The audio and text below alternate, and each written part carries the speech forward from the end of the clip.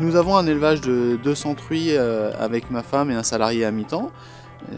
Depuis juin 2017, on a intégré le cahier des charges porc antibiotique 42 jours et après 1 an et demi en 42 jours, on a décidé de passer en 0 jour RFID à la suite de plusieurs améliorations dans l'élevage, se forçant à ne plus utiliser ou en limitant fortement l'usage des antibiotiques.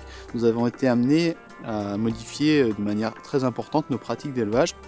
Alors le choix que nous avons fait d'utiliser directement la technologie RFID, c'était aussi pour sécuriser et enregistrer des données afin de déceler si nous avions des dérapages dans la conduite de notre cheptel.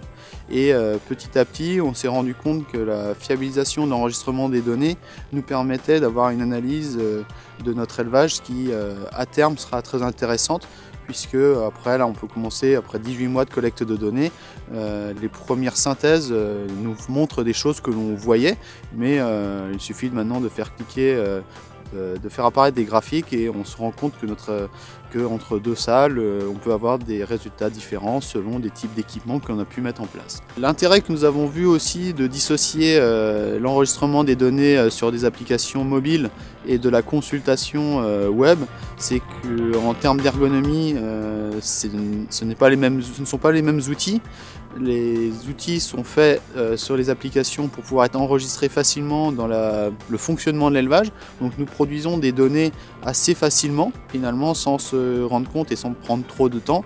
Ces données que l'on retrouve facilement après synchronisation sur les outils et les tableaux de bord de pilotage. Ça facilite l'enregistrement et la formation de nouvelles personnes dans l'élevage à appliquer les protocoles que nous souhaitons dans l'élevage. La consultation de MyCopperl Suite sur SuperWeb nous permet, fonction de ce que l'on a besoin de regarder, de positionner des ordinateurs dans la salle où on fait la pause pour visualiser les choses du fonctionnement de l'élevage, mais aussi on peut le retrouver assez facilement sur un ordinateur qui sert à la machine à soupe pour pouvoir faire des impressions ou travailler les données. Et enfin, au cœur de l'élevage, un petit ordinateur qui peut pas forcément être très onéreux nous permet de faire beaucoup de choses, de consulter des données que l'on a besoin sans avoir à retourner dans le bureau. Et ces ordinateurs peuvent servir aussi sur du pilotage des machines à soupe de l'élevage.